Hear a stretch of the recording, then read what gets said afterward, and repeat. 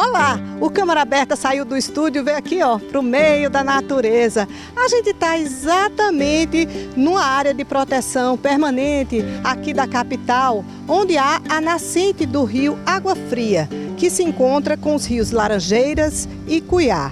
É daqui que existem e saem trilhas urbanas, caminhos a se conhecer, explorar, desbravar. Mas vem cá, você sabia que existem muitas trilhas urbanas aqui em João Pessoa e que na Paraíba existem trilhas de longo curso?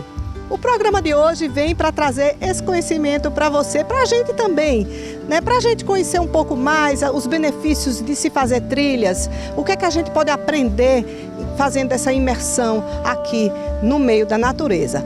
Para isso, a gente tem dois convidados aqui. Convidamos o biólogo, convidamos o geógrafo, o doutor em geografia e também voluntário da ONG SOS Rio Cuiá, Rogério dos Santos Ferreira, e também convidamos o educador físico e terapeuta holístico, Carlos Marques. Está no ar mais um Câmara Aberta para você e antes da vinheta rodar, a gente já vai entrando na mata para fazer uma trilha e voltamos lá do meio da natureza, trazendo essa informação para você. Vamos com a gente!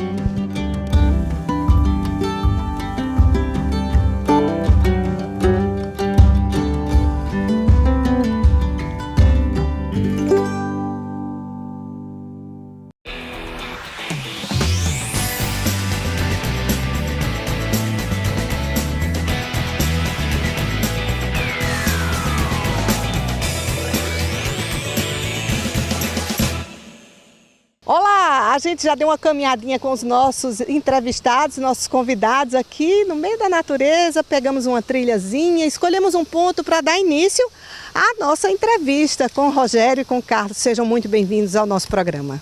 Agradecendo aí o convite e a participação aqui da TV Câmara dentro da natureza, esperando que esse programa aí possa reproduzir e incentivar a população a vir frequentar esse lugar. Como vai, Michele? É bom recebê-la. Pois é. Então, eu já começo perguntando, começar com o Rogério. Fala um pouco pra gente. Muita gente desconhece que João Pessoa tem trilhas urbanas, não é isso? Tem, e bastante, né? Bastante. Nessa busca agora, pós-pandemia, né? Pela natureza, para você poder, depois de tanto tempo com máscara, a gente está podendo agora respirar e a população começou a procurar a natureza para poder ter qualidade de vida e ter o bem-estar que perdeu um pouco nesses 2 anos de pandemia. Mas quantas trilhas urbanas você diria que tem em João Pessoa, assim, as principais? Em João Pessoa nós temos, para fazer trilha na natureza, no meio urbano, nós temos o Parque Natural Municipal do Cuiá, nós temos o Parque Trilhas, lá na área do Jacarapé, no polo turístico, bastante trilhas. Nós temos trilhas dentro do Jardim Botânico, nós temos trilhas dentro da Bica, né, uma área mais urbana, mais tranquila, e nós temos essa área aqui toda que a gente chama de Centro de Educação Ambiental SOS Rio Cuiá, né? Que é a nascente do Água Fria até a chegada lá com o Rio Cuiá. Então nós temos bastante áreas aí, o Vale do Gramame também ali, principalmente naquela área do Sesc, do Gravatá, por ali. Então trilhas nós temos bastante dentro de João Pessoa para quem quiser curtir um pouco do meio natural ainda dentro do urbano. A gente vai conversar também com o Carlos, que é educador físico. Carlos, fala um pouquinho para a gente os benefícios para as pessoas fazerem trilhas. Certo. A gente pode pensar o seguinte, no ritmo acelerado que nós temos hoje, cada vez mais cobrando respostas imediatas, a gente começa a se afastar um pouco do ritmo natural que nós temos. Uma das formas que a gente vai poder sentir logo de imediato é a questão cardiorrespiratória, uma respiração, como o Rogério bem colocou, agora podendo respirar um ar melhor. O contato com a natureza, ele vai proporcionar, por exemplo, uma redução do cortisol, que é popularmente conhecido como o hormônio do estresse, né? Então, níveis elevados pode gerar uma depressão, uma hipertensão. Então, o contato com a natureza, ao mesmo tempo, na prática esportiva, ele vai fazer uma regulação desse hormônio, por exemplo, reduzindo a taxa de açúcar no sangue, a baixa da pressão. Então, todo o benefício voltado à harmonia e o equilíbrio da saúde da pessoa. E se tem uma coisa que todo mundo está precisando hoje é reduzir o estresse mesmo, né? Porque ele é inevitável no dia a dia, mas a natureza tem esse poder regenerador, né, na nossa vida. E principalmente a criançada hoje, né? Que a criançada hoje, ela tá, quando está na escola, está presa dentro de 4 paredes, né? E ali a hiperatividade fica reduzida, né? Que toda criança tem normalmente. E aí ele vai para casa, que geralmente é prédio, né? Então se confina novamente dentro de 4 paredes e quando sai para o playground também é um espaço fechado. De lá eles vão para o shopping, que é outro espaço fechado. E quando não estão em esses ambientes, estão no videogame ou no celular jogando. É verdade. Né? Então o estresse ali, ele, em vez de se dissipar, ele se concentra, né? E a natureza que está bem próxima dele, que oferece esse espaço aqui para você poder ter um 360 graus de visualização, você poder andar, subir, descer, né, em locais irregulares que geralmente dentro da escola, dentro do shopping ou dentro do playground do seu prédio não tem, oferece. Então aqui oferece uma diversidade de brinquedos naturais para a criançada e aí você tem essa história do respirar, né? Que aí você sai daquele espaço confinado, daquele ar ali produzido artificialmente e você vem para cá para oxigenar o seu cérebro, produzindo aí o desestresse da criançada. Mas aí eu já quero saber também de Carlos, assim, porque na parte física, ele como educador físico também pode nos dar essa informação. Para quem deseja começar a fazer trilha, quais são as recomendações principais, não só para os adultos, mas também para as crianças, como o Rogério bem falou, também é uma prática muito adequada para os pequenos. O ideal é que antes de iniciar a trilha, de fato, apesar que hoje nós temos vários níveis de trilha, né, desde o iniciante ao mais experiente, é interessante a gente começar a pensar no treino do sistema cardiovascular. Ou seja, inicia com uma caminhada ao redor de uma praça, depois vai progredindo, fortalece as pernas, né, e aí inicia com as trilhas mais iniciantes, mais fáceis possíveis. Agora, é importante que a gente comece a pensar num processo de nutrição anterior a essa prática, uma hidratação adequada, a vestimenta, a proteção, para que a gente, sim, possa apresentar a trilha natural para a pessoa, a criança ou idoso. A vestimenta, tudinho, né? Como que é importante, porque no meio do mato, né? É importante estar com um calçado protegido, antiderrapante, uma calça que possa proteger, que às vezes você vai encontrar ou um capim que possa cortar, um graveto. Então, o ideal é que você tenha uma proteção para que esse prazer, esse lazer não se torne aí um acidente. Rogério, mas fala pra gente, Carlos falou que existem, muito bem falou sobre os níveis diferentes de trilha. Explica pra gente, hoje se fala muito nas trilhas de longo curso e a gente sabe que você está aí em projetos desafiadores, né, no sentido de integrar essas trilhas de longo curso. É possível fazer isso na Paraíba? Explica pra gente que trilhas de longo curso, o que é que elas significam. As TLS, né, chamada Trilha de Longo Curso, ele é um projeto mundial, né? A Unesco, dentro do contexto de preservação do meio ambiente, entendeu que além dos estudos de impacto ambiental, além da criação de unidade de conservação, além dos estudos de impacto econômico e ecológico, então também existem as trilhas, né? E aí se criou esse programa que já existe no mundo inteiro, já é uma prática comum, né? A gente já tem sistema de trilha de longo curso com mais de 100 anos, né? E o Brasil, ele começa agora, tem mais ou menos uns 20 anos que começou essa ideia, e agora nos últimos 10 anos é que ela vem pegando, né, como no linguajar popular. E a ideia é a gente ligar o Oiapoque ao Chuí, você atravessar o Brasil inteiro andando num espaço desse aqui, num ambiente desse aqui. Então, a trilha de longo curso, a ideia é pegar uma unidade de conservação da natureza, né, que está dentro do sistema do SNUC, né, Sistema Nacional de Unidade de Conservação.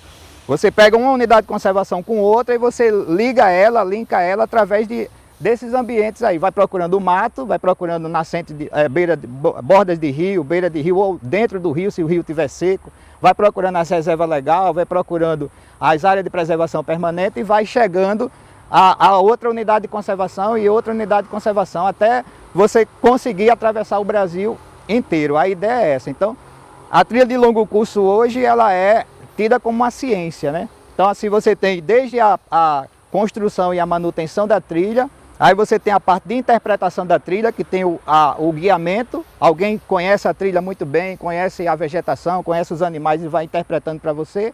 Ela tem a trilha autoguiada, onde em vez de ter um intérprete, Você tem as plaquinhas colocadas no meio desse caminho e tem os condutores locais, né? Você acha aqui, por exemplo, nós temos alguns condutores que moram na vizinhança e estão aptos a fazer o guiamento das pessoas. Então isso é no Brasil inteiro, a ideia é essa. E aqui em João Pessoa, basicamente, nós estamos tentando ligar o parque, a unidade de conservação estadual, né, o Parque Estadual das Trilhas, ao Parque Natural do Cuiá, até chegar à Mata do Xexém, que dá mais ou menos 60 quilômetros, né, ali em Bahia. E aí, nesse meio do caminho, pode linkar com o Jardim Botânico, que é outra unidade de conservação, pode linkar com a Bica, até chegar lá no Xexém. E de lá a gente trilha outro caminho. Nossa. Aí a gente cria, né, essa questão do vínculo, né, nos pequenos, dessa questão do cuidar, não é? Essa tua fala, ela vem muito dentro de um conceito chamado biofilia. O que quer dizer isso? A biofilia é o instinto natural do ser humano de buscar a natureza. Então, dentro de nós, isso existe. É só a gente lembrar, quem aqui não gosta de ter aquela planta, aquela hortinha em casa, né? A substituição de materiais de construção por madeiras, materiais naturais, mesas. Então, esse instinto natural, ele existe. Aí, a presença e a convivência com esses espaços vai proporcionar, por exemplo, que a gente possa trabalhar o respeito à natureza, o respeito à outra vida, a valorização dessa vida. Então, conhecer a diversidade ecológica, os animais. Então, quando a criança ela começa a entrar nesse aspecto lúdico, o que ela aprende na escola, na matéria da ciência, da biologia, começa a se tornar mais próxima a ela, né? Então a gente tem o resgate desse contato, essa importância de ter um equilíbrio mais próximo da nossa natureza, né? Ao final, nosso corpo tem minerais, nós temos o reino vegetal dentro de nós, então a gente faz esse resgate, essa educação através das trilhas. E valorizar isso também é valorizar a preservação do meio ambiente também. Cria nesses pequenos esse resgate também de cuidar, né? É o vínculo, né? Que é o que nós estamos precisando hoje. Quando a gente elenca aí a história da questão do clima, né? As mudanças climáticas influenciando na nossa dinâmica, tanto na dinâmica econômica, quanto na nossa saúde, quanto na nossa dinâmica social mesmo. Tá as enchentes aí, tá a seca, né? Tá as enxurradas com queda de barreira e morte de pessoas, né? O fome mesmo. Então essa dinâmica de fazer com que o cidadão ele se sensibilize com a natureza, ele passe a prestar atenção no que ele está fazendo, que está degradando de forma gratuita, né? Que é o que é a grande questão hoje. Se a gente tem um motivo, e esse motivo ele é bem definido, no contexto não só econômico e social, mas também ecológico, né? Se tem um motivo que valorize aquilo, então tudo bem, vamos degradar a natureza. Mas se não tem outras opções, então vamos fazer isso. E essa sensibilização, esse levar a criança para o meio da natureza para que ele possa entender essa dinâmica, se sensibilizar com ela, aproveitar ela para brincar. E aí passar a aceitar a natureza no seu dia a dia, que é uma coisa que a gente fazia quando era criança e ao longo dos anos a gente foi perdendo isso, né?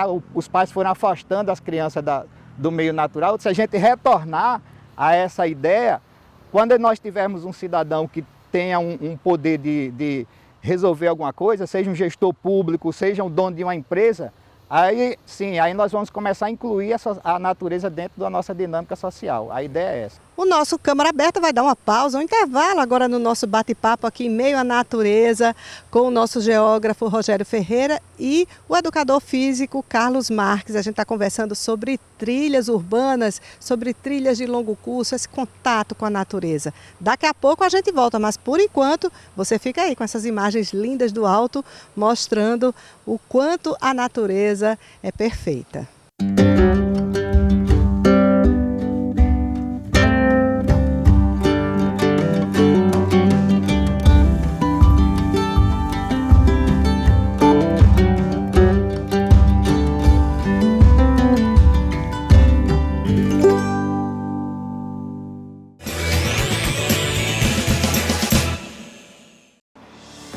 Você quer contribuir para melhorar nossa João Pessoa?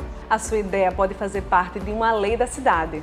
Conheça o E-Democracia, o portal de participação popular da Câmara Municipal, em que cada cidadão pode contribuir perguntando, opinando e dando sugestões para novos projetos de leis. Acesse edemocracia.joaopessoa.pb.leg.br. E-Democracia, sua participação melhora a nossa cidade. Câmara Municipal de João Pessoa, a casa do povo. Por causa das fake news, nós acreditamos que a Covid era somente uma gripe. Por isso, acabei perdendo toda a minha família. Esposa, irmão gêmeo, sogra e sogro. Minha esposa estava grávida de 8 meses. Era a realização do sonho dela. Ela lutou muito para ser mãe. E hoje eu tenho que criar meu filho sozinho e tenho certeza que se não fosse as fake news, a minha família estaria aqui ainda. Quem espalha fake news, espalha destruição. Brasil, União e Reconstrução, Governo Federal. É de lei. Você sabia que quem doa sangue para órgãos de saúde tem direito à transfusão sem a necessidade de buscar por doadores? Se é de lei, é da Câmara Municipal de João Pessoa.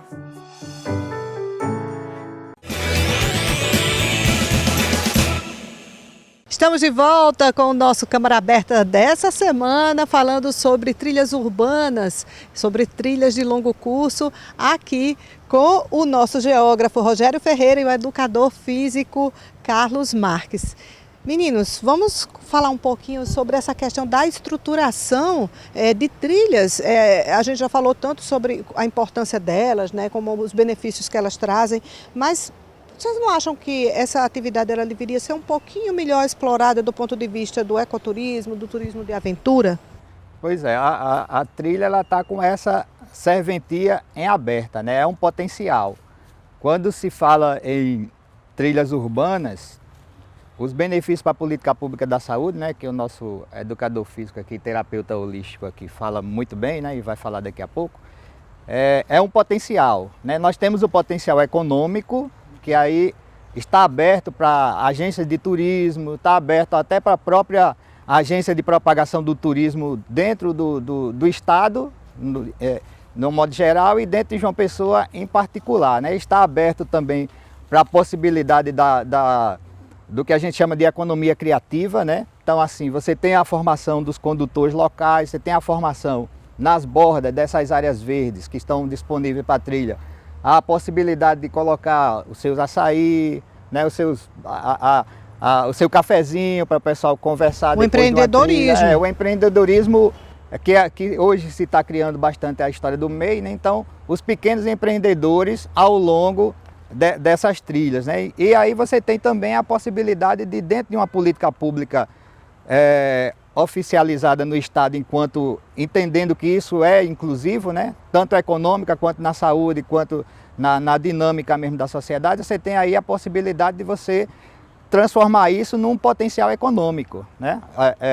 Você gerar emprego e gerar renda através dessas áreas verdes que possibilitam a prática do trilhar dentro da natureza em ambiente urbano. Aí você abre para a escola, você abre para o turista, você abre para o pesquisador, você abre para a população local poder melhorar a sua saúde, né? Economizando, ele está indo no postinho com dor de cabeça, ele está indo no postinho com estresse, ele está indo no postinho para questão de desequilíbrio mental, né? Então, são N possibilidades que hoje os poderes públicos constituídos, né, oficialmente dentro de um órgão público, poderiam estar olhando para esse viés e tendo essa alternativa, porque quando você tem uma alternativa de abrir uma estrada no meio de uma mata, você tem a outro lado, que é a possibilidade de utilizar aquela mata com N benefícios outros que não propriamente você está destruindo o serviço ecossistêmico, né? Porque quando você abre uma estrada ou você possibilita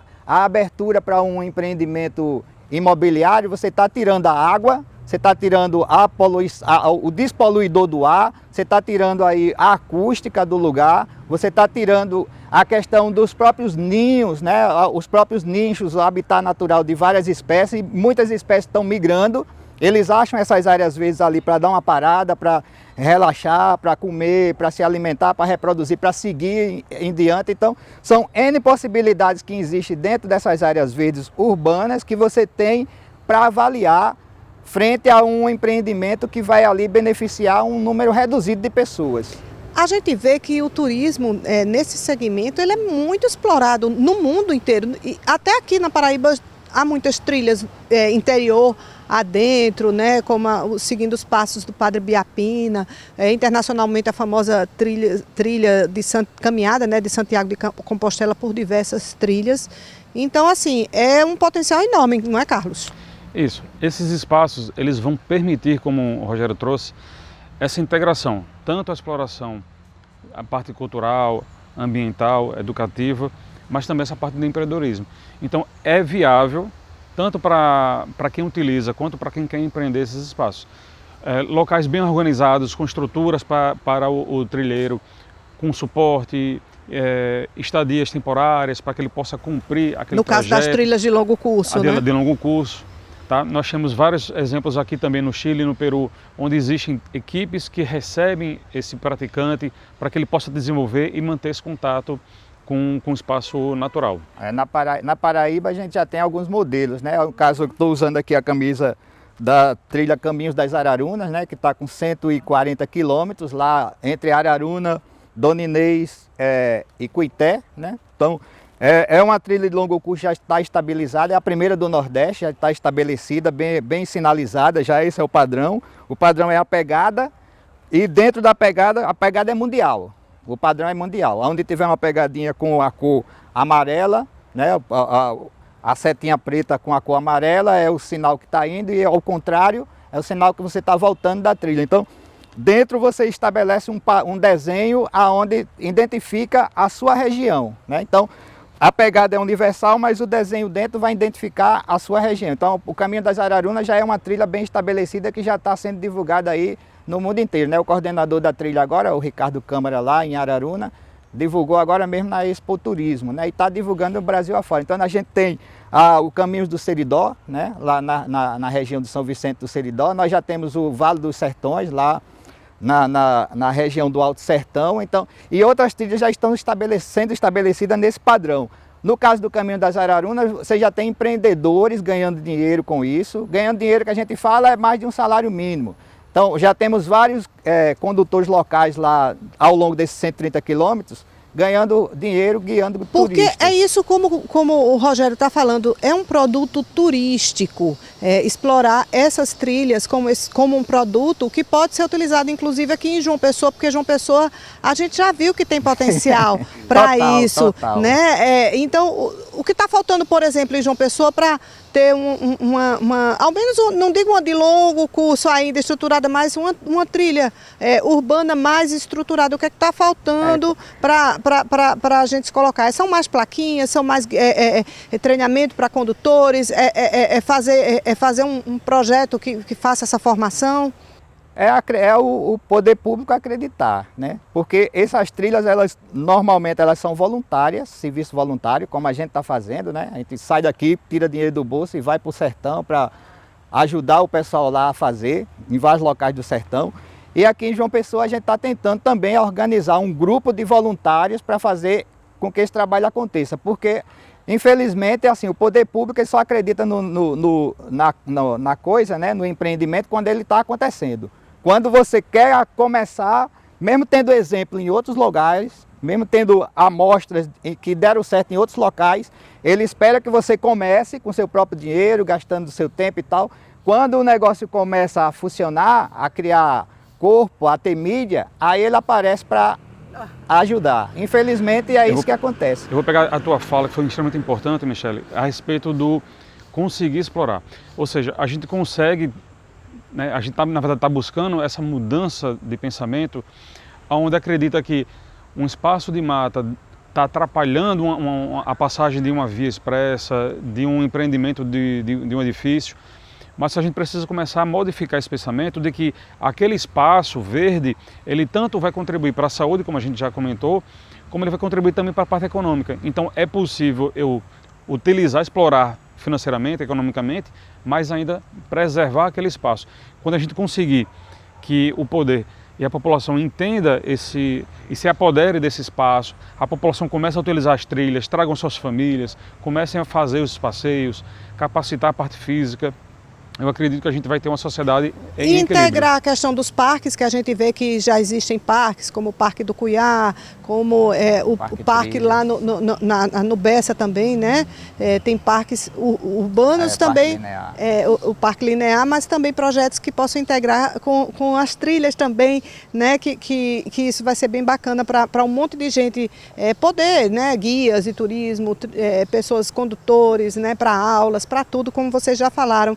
Agora, Carlos, você também é um terapeuta holístico, né? E aí eu te pergunto, já inclusive participei de algumas terapias que são vinculadas à natureza, a matas. Isso acontece não só aqui, mas no mundo inteiro. Fala por que esses espaços de mata, eles são tão importantes para esse tipo de atividade. Então, quando a gente começa a entender que a minha saúde, ela não vem necessariamente de uma única fonte, o meu bem-estar, ele vai ser nas relações amorosas, na relação de trabalho, na relação com o meu próprio pensamento, meus sentimentos. O voltar à natureza, ele vai me permitir fazer uma redução dessa autocobrança. Eu começo a viver fora daquele ritmo, fora da pressão. Eu preciso apresentar um resultado para poder ser aceito. Na natureza, eu consigo admirar, apreciar, me inspirar ao redor, né?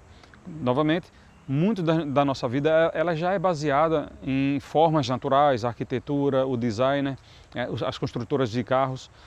Então, quando você pensa na natureza, você está ofertando uma chance daquele corpo recuperar um pouco desse equilíbrio, desse contato do que é ele.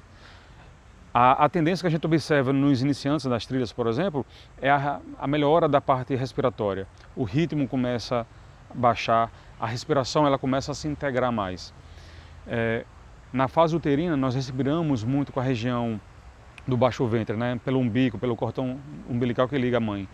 Então, o contato da natureza ele vai trazer essa respiração mais profunda, isso vai acalmar muito e controlar, por exemplo, a ansiedade, que muitas vezes vem de um equívoco na respiração. Então, ao chegar aqui, a gente se inspira, né? Você vê aqui o cenário, a gente procura uma fuga daquela rotina. Sai da tela do celular e começa a ver um mundo 3D. Tocar, pisar, aterrar. Exato. E da natureza a gente retira várias terapias. Nós temos a terapia floral, por exemplo, que são extratos, são essências da planta, de uma árvore, de um fruto, que vai trazer um equilíbrio para uma determinada patologia. A gente utiliza muito ela como um complemento terapêutico. A gente não é uma substituição, não é uma substituição da alopatia, mas uma conjunção para que aquela pessoa ela retorne. Nós temos um trabalho de biorrespiração e danças circulares, utilizando o cenário natural, onde o ser ele vai respeitar o ritmo. Existem algumas respirações no Tai Chi Chuan, é uma das terapias que eu coordeno, onde a gente consegue levar o público à praia, por exemplo, e respirar seguindo aquele ritmo do mar. Inspira quando a maré vem e expira quando ela vai. E nesse ritmo a gente vai conseguir harmonizar e devolver um pouco de paz para o corpo. Obrigada, Carlos. Só lembrando, quem está assistindo no YouTube, a gente fez uma câmara aberta sobre fitoterapia indígena com a Pagé Manassi, lá em Rio Tinto, e assim, Sanderline, que é a Pagé, ela trouxe bastante informação sobre isso, a gente vai linkar aqui para você assistir, você que está no YouTube. Meninos, a gente já está perto de terminar o nosso programa, eu queria que vocês falassem sobre a questão ambiental, sobre a questão da preservação do meio ambiente, que é um desafio global, mundial, e que precisa muito, não só do abraço da população, no sentido de ter consciência e de cobrar isso, mas também, essencialmente, que o poder público, as autoridades constituídas abracem isso nas práticas. Pois é, linkando com a conversa anterior, a gente costuma dizer que a natureza ela é um playground, né, aberto, né, um parque de diversão que está aberto aí para vários tipos de atividades que a criançada queira, principalmente quando você está acostumado lá a criar um avatar no computador, no jogo do computador do celular, você aqui é o avatar, você aqui é o próprio herói, né, que você idealiza lá no seu videogame, né, seja no computador, seja no celular, você é aquele herói. É o avatar da vida real. É o avatar da vida real. Da vida real. Nessa abertura que existe para a brincadeira infantil, né, na vida real, existe essa necessidade da preservação do lugar, né? como você procura preservar o seu videogame para você continuar jogando, o seu celular para você continuar jogando, então aqui é um jogo de criança a senhorzinho já de idade, né? É um parque de diversão em aberto que você precisa também preservar. E as políticas públicas, entendendo esses espaços aqui, não como o que acontece naturalmente, que é uma fonte, é um local onde você pode jogar os esgotos que ninguém vai ver, né? Isso aí é uma prática comum. É um local onde os moradores podem jogar o lixo, porque ninguém vai ver, né? A natureza não serve para nada, não é lugar de todo mundo e não é de ninguém. É um local onde você tem as suas atividades. Geralmente a gente, infelizmente, ainda tem as atividades escusas, né? De esconder furto, de praticar atos ilícitos e tal. Então, essa abertura para essa nova realidade, que é uma realidade do século XXI, o desenvolvimento sustentável, a inclusão da natureza dentro da dinâmica social, é uma prática que hoje está em aberto e a gente precisa sim que o poder público, enquanto órgão ambiental principalmente, seja do presidente da República até o prefeito de um município, do menor que seja. O vereador também, porque nós, por exemplo... O legislador, né? Porque o vereador de cada município, ele legisla, nós somos uma casa legislativa e temos muitos, inclusive, que falam da causa ambiental e legislam também. E nós temos documentos já de longa data que falam sobre isso, a Declaração Universal dos Direitos Humanos, de bioética. Ele já traz essa reflexão lá nos anos 60, 70, sobre a importância da permanência para as gerações futuras. Então, esses documentos iniciais, eles, né, estipularam até 3 gerações, né, nós estaremos na 2ª geração desse pensamento natural, dessa integração, desse respeito com a ética e com o meio ambiente. Isso insere o espaço que nós estamos e com nós mesmos. Então, os documentos, eles existem. A gente fala muito sobre assumir esse papel. Como o poder ele reflete a busca da população, se essa população ela não utiliza aquele espaço, vai entender que não é interessante. Então, eu convido a população a utilizar esses espaços, para utilizar os parques zoobotânicos, jardins botânicos, as praias, de forma bem equilibrada, para que a gente possa apresentar para esse legislador a importância que nós queremos que isso perdure para o meu filho, para o meu neto. Bem rapidinho, fala um pouquinho das entidades hoje, que tanto a população pode chegar junto da causa, como também as autoridades podem chegar junto, porque são entidades que trabalham a causa do meio ambiente, né, aqui no nosso município, e que podem ajudar todos os segmentos da sociedade. Isso, a gente está estabelecido hoje em termo mundial, né, a Agenda 2030, que é a década da restauração dos ecossistemas. Nós temos os ODS, né? E temos algumas agendas aí que estão estabelecidas para o poder público, junto com a comunidade, né, a sociedade civil organizada, fazer esse uso sustentável desses ambientes naturais. E aí a gente tem algumas entidades civis organizadas, como, por exemplo, a Guajiru, que cuida das tartarugas. Nós temos o próprio Impact, que está cuidando e o Coral Eu Cuido, que cuida da vida marinha, né? Nós temos aqui dentro desse espaço... Aqui bem pertinho, né? Que aqui é o Cuiá, né? O Parque do Cuiá pertinho. Dentro desse espaço nós temos o movimento SOS Rio Cuiá, né? Que está cuidando desse ambiente aqui. Aí, se não fosse o SOS Rio Cuiá, isso aqui já seria... A ideia é transformar isso aqui numa feira pública. Outros já querem ir para loteamento imobiliário. Então, existe esse pacto de algumas organizações da sociedade civil com a natureza, fazendo jus e fazendo vez, muitas das vezes, ao que deveria estar acontecendo ou está sendo feito pelo poder público. Ok, nosso programa chega ao fim. A gente agradece a presença aqui do geógrafo Rogério Ferreira, do educador físico Carlos Marques, participar desse programa conosco. E para você que está nos assistindo, a gente volta na semana que vem com um novo assunto, uma nova temática para a gente aprofundar e trazer para você. Muito obrigada pela audiência e até lá!